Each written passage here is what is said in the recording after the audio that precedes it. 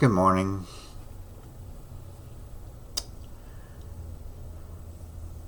Welcome to my stories, or the stories of my life. I have to apologize for taking so long to do another. I watched the last one, and I guess I was really critical of myself.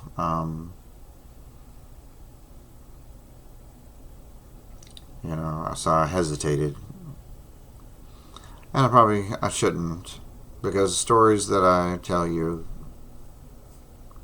they're real, and sometimes when you're talking about yourself and things that you've done or things that happen to you, it's a little uncomfortable, but it's real.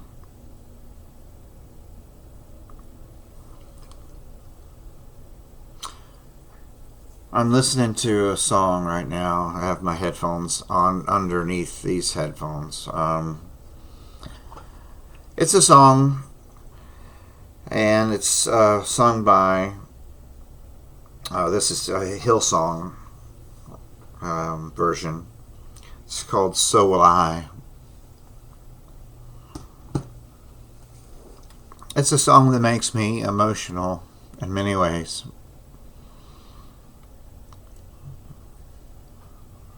First, it reminds me of how unique that we are, how uniquely created that we are by the Creator.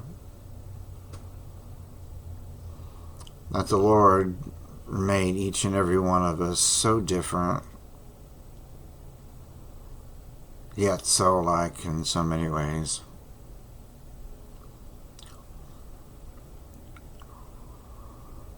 And with everything in life, there are good and bad things that happen to everyone. But as the song is saying, if the rocks cry out and praise your name, so will I. If the stars cry out and praise, so will I.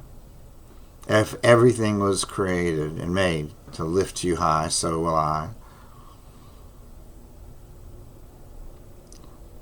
And I hope that I can demonstrate that.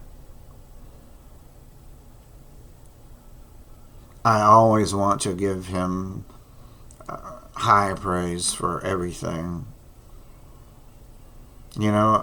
Because we live in this fallen world, bad things do happen at times. And, a lot of questions they're not easy to answer. But I do know that the Lord comes along and right in the middle of our own failures, our own sin, or even someone else's that has affected us. And He gives us grace. As long as we turn to Him, He can always give us grace, no matter what. And that's how I have lived through many of the things that I have. And I'm so grateful, so thankful. And I hope that listening to what I say, that you will understand that about me. As flawed as I am so thankful. I really am. And I know that if the Lord had not saved me early in my life, I wouldn't be here right now. And even if I was, I would be incredibly awful. I think God gives every one of us gifts. From the time you're born, there are gifts of motivation in our life that He gives us individually. The mix of those gifts are different in everyone, but we all have them. And there's usually a couple of them that are really our strongest motivations. And those motivations come with great positive things if led by the Lord. But those same motivations turned the other way, led by our own human frailty and our misguidedness and being led by the enemy, those same gifts can be just a terrible thing. They can turn into all kinds of awful things.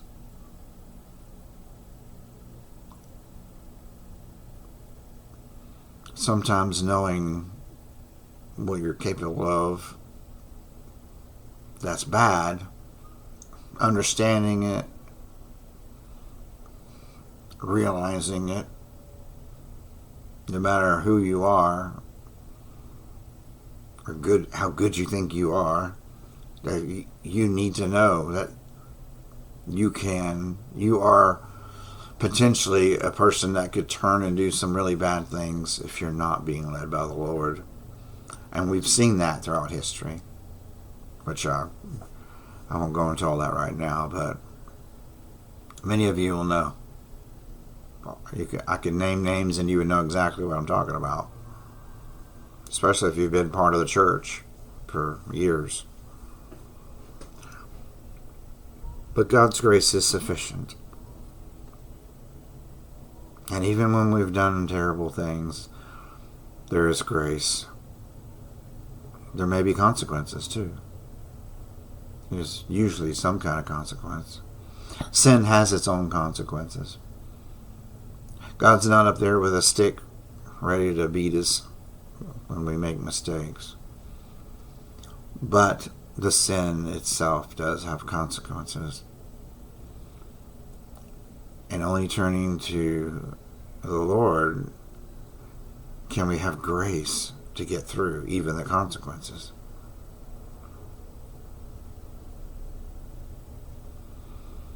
So we left off at 5. 5 years old, we're talking about around 5, 4 to 6, whatever. It was a time in my life where a lot of things were happening, like I had told you before. You got to remember the time that I'm talking about. That's 1969. Life was different, very different in this country at that time. Kids were a lot freer to go out and do things, to wander off. I mean, it's night and day compared to right now. And some of the more strictness is good. Some of it's out of paranoia. But we all try to do the best we can as parents. And so did mine.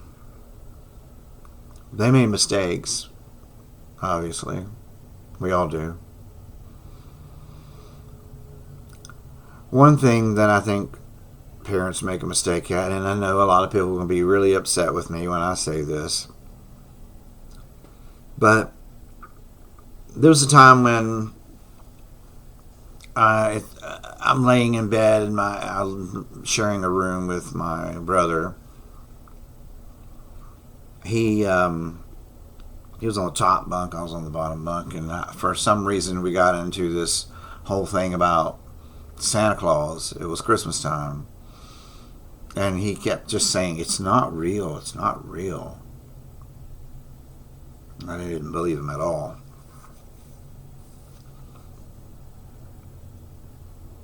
I remember how I felt. I felt frustrated, angry with him for saying that. And I didn't believe him. I really didn't believe him. And I said, well, I'm going to go ask Mom. I'll go talk to Mom and tell her what you're saying. So I go into my mom's room and I say, he's telling me that Santa Claus isn't real. And she's like, well, honey, why not come up here, sit down, let's talk. I'm laying down. My head in her lap and just sitting there, laying there looking up at her. And she starts telling me, about St. Nicholas. And that story. And then she tells me why they tell about Santa Claus and stuff. And I'm realizing that I believe something that's not true. And all of a sudden it felt like I just lost a great friend. It's like someone died.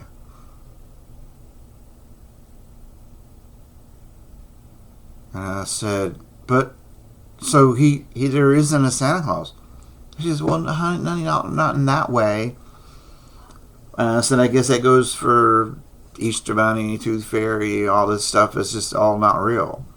Well, no, it's just a traditional thing we do. I'm like, Mom,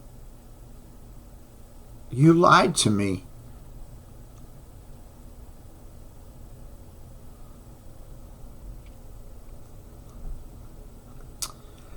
I remember that feeling when I realized that my own mom had lied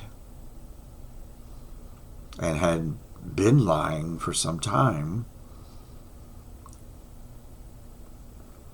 And no matter what she said, it didn't excuse the lie. And see, at that moment is when I realized that my parents, they weren't so perfect. At 5. It's too young.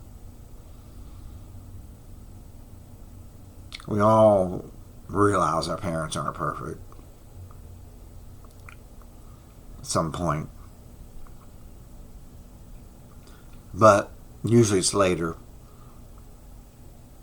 And we all react differently when we find out about it, when those things that aren't true.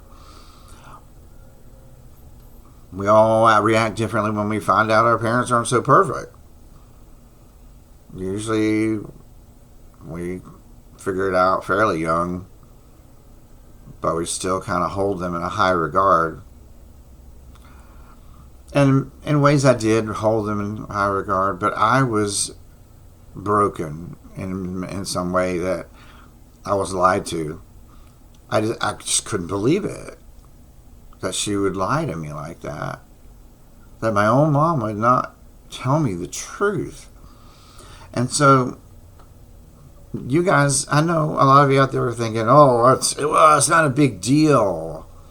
It's just a traditional story. Well, it's still a lie. It's still a lie. And I know that's going to make some of you angry that you're lying to your children because you think it's cute and sweet and fun and it's a nice tradition to have. Make-believe is fine as long as everyone knows it's make-believe. But when you just make it like it's real, to me that's not okay. And look at what they do with Santa Claus. Okay, I'm sorry, and everybody's got to make this decision for themselves. I'm not going to judge you, but I just want you to hear my side of it. Look at what Santa Claus is, what everyone projects him to be, and look at the Christmas shows about Santa Claus. Even the one about Santa Claus coming to town or whatever, where he first becomes Santa Claus, and the abominable snowman shows him how to make a crystal ball. He learns magic. See, and then he's able to see you all the time. See you when you're sleeping. See you when you're awake. He knows when you've been bad or good. Who is that?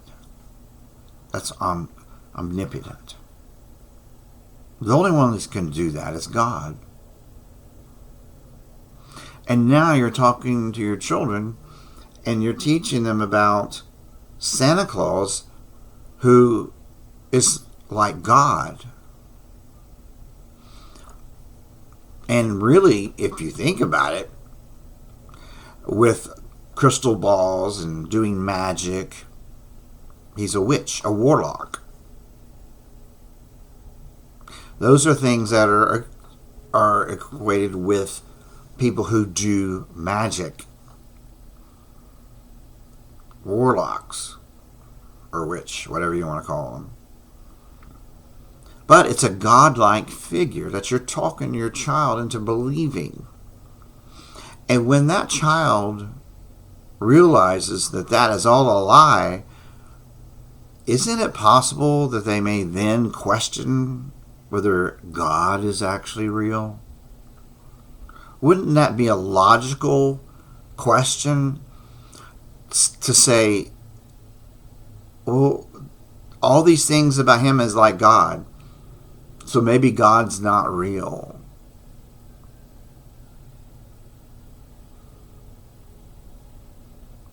That is something you cannot excuse. You cannot just say, well, that doesn't happen most of the time. Well, maybe it doesn't. But it certainly could. It's a logical question. I was fortunate. I didn't question God. Why, I don't know. But I didn't. So I'm not saying that happened to me. I'm saying it's a possibility. Think about what Santa Claus is, what he represents, how he's presented. And in my mind, what I believe is the real St. Nicholas, who did some really cool things, it's probably really hurt that the day everyone is celebrating the birth of Jesus Christ, kids are more interested in Santa Claus than Jesus Christ. What is Santa bringing me? He's a God to them who provides for them the things they want. All those tempted things that they would like to have. And then they found out he's not real. So, to me, there's so much possibility for evil to just sneak in that door because of that lie. So you can imagine that when it came time for my kids, I said I will never do that. I'll tell them the story about St. Nick. And I'll explain that's why people do it, but I don't agree with it. I always told them, though, it's not up to you to tell people that he's not real. That's up to their parents. It's between them and God. You don't tell them just because we don't do it. Now, we caught a lot of flack because of that, but I really didn't care. Because I never wanted my child to look at me and say, Dad, you lied to me. Never. I didn't want that to happen. I just couldn't do it. As much fun as I had believing in Santa Claus when I was little, it's not something I could do. Christmas became a very big questionable thing for me in many ways, and I'll get into that more later. But because we know Jesus was not born on the 25th of December. I'm sorry if you don't know that. But that's not possible. Because we do know he was born during harvest time in that part of the world. And in that part of the world, December 25th is not harvest time. There's only 2 times it could have been, spring or fall. And frankly, we just don't know. Now, I've come to the point where, fine, we can celebrate Jesus' birthday, even though it's not his birthday. We don't know what it is. So why not celebrate it when the world is basically celebrating Jesus?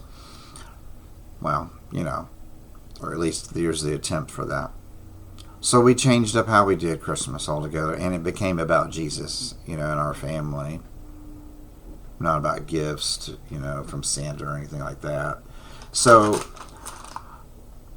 basically, that's how it went.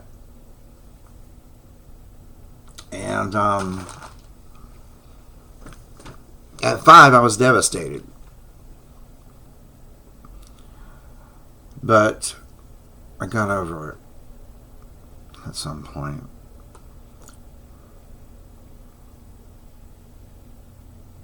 And I did believe in God. I talked to God all the time. I just did. I can't tell you exactly why, what brought me to that. I mean, church was pretty much part of our lives in many ways. It was more formal churches, traditional churches, than what I go to now, but that's what it was. And why? I don't know, because I don't even remember getting anything out of church, personally, but I remembered I always talked to God. I always did. I always believed in him. I always did. So, at 5, in many ways, I turned to God. Even in the midst of all that stuff that had happened. I met Billy Graham around that time, too. My grandfather was chief of police in Monterey at one point, and he was a member of Billy Graham's church, and my grandfather was in ministry a lot throughout his life. And we were visiting them, and never forget going to the church, and my grandfather, was walking in front of us, and there was Billy Graham standing outside the door greeting people as they come in. And my grandfather was always proud of the fact that he called me his namesake, which means I was named after him. And so he introduced me. This is Pastor Billy Graham. This is my grandson, Bill. And that big, tall guy, he was tall. And I was just a little kid, like I said, right around that 5-year-old age. He leans all the way over, and he sticks his hand out to me, this little tiny kid. And he says, "Hello, Bill. I'm Billy Graham. It's nice to meet you today." And I'm looking up at him, this giant guy, But I'll never forget it. It's just a moment in my life, and I won't forget it. But I tell you what, the more I learned about Billy Graham throughout my life, the more I admired him and loved him. God used that man greatly. Yeah. And there are stories around that time where Franklin was a rebel. And my grandfather had to take Billy Graham's son, Franklin, home, drive him home in his police car as the chief of police, and hand him over to his father because he was in trouble. And it's funny to think about that, my grandfather having to do that, and that was Franklin, who is now, he's the guy in charge. Now, he came to the Lord, and he's been open about his past. He was in rebellion, but the Lord had grace, and he is a wonderful, wonderful man. He teaches the gospel like his father, and he runs that organization really well. So, see, God takes the prodigal. He takes us. When we turn to him, he cleans us up, and he uses us for his purposes. And that's why we're here, to live a life of worship. Yeah. So, from that point, we moved from Albemarle to Gastonia. And life was fun. I mean, you did a lot of things in your neighborhood at that time, and that neighborhood was a lot of fun. A lot of kids around. We played football. We actually were told at one point to stop playing football in the front yard, in our yard, because we tore up the grass. I mean, it was just like a big patch was turned into mud because we were always running there. That's how much we played. And it was always me and my brother, the one that was right above me in age. I don't know if he minded me hanging around him and his friends, but we all got together and we played this game with the football. And it's not so politically correct, especially these days, but it was called Smear the Queer. I don't know where that name came from, but basically, smear meant tackle you, and whoever had the ball was the queer, basically, which makes no sense. I don't think we even knew what it meant at the time. But so they throw the ball up in the beginning, somebody gets it, and they run. And basically you just keep running around trying to dodge people until you get, smeared or creamed. You get knocked down, and then whoever tackles you gets the ball. And they get the ball, they run around until somebody knocks them down. I was pretty good at it. I could run for a long time around that area. I was always fast, even then, even though those guys were older than me. But eventually, of course, I would get knocked down. I was little, so it was easy to knock me down once they got to me. But that was, it was fun stuff like that. We did a lot of fun things in the neighborhood. Things that weren't so great that you shouldn't do, like when you ring and run. That was the thing back then. Ring the doorbell and just run, hide. So people come to the door and nobody be there. One of my favorite games was Kick the Can. That was fun. You would sit on a can and count. Everybody go hide. And I remember the old saying, right, when you got done counting, whatever it was you were supposed to count to. It was apple, peaches, pumpkin pie. Who's not ready, please say aye. And if someone says I, then I have to count all over again. But you can only do that once. And then you say, ready or not, here I come. And then it's like hide and seek. But you capture people and they're in jail. If you tag them, they're captured, they stay in jail close to where the can is. Can's usually a big bucket. And if someone's good and fast enough, and they can run and beat you to the can and kick it before you do, then not only are they free, but he frees everybody else. So you had to be fast. So I freed people a lot. But it's hard to be the guy who's it, because you might catch a lot of people, and someone somehow sneaks around and gets to the can before you, and then you got to start all over again. But that was a blast. We had so much fun playing that game.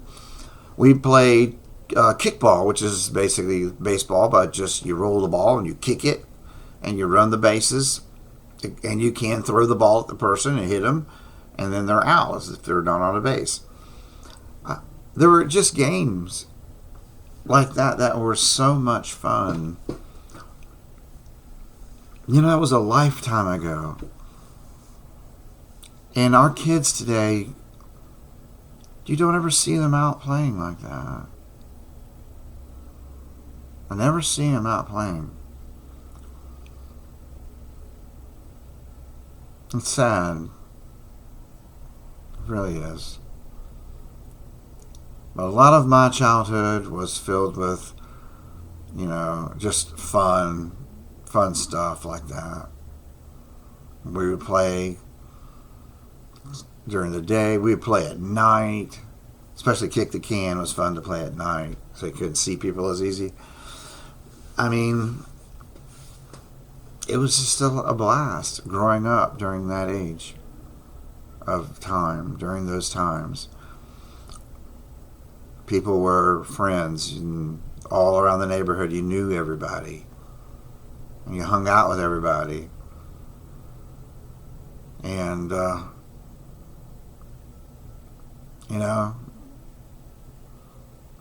some of the best times of my life were during that time, and some of the worst. But God is good. God is good. Well, I guess I'm going to have to stop right there. And like I said, 5 years old, right around that time, was a big time in my life. A lot of things happen. So, anyway, I hope you enjoyed it today. Sorry, I just realized I had my sunglasses on the whole time. I had just come in and sat down and thought, I'm going to do the podcast, and I just turned it on. But anyway, I won't always wear sunglasses.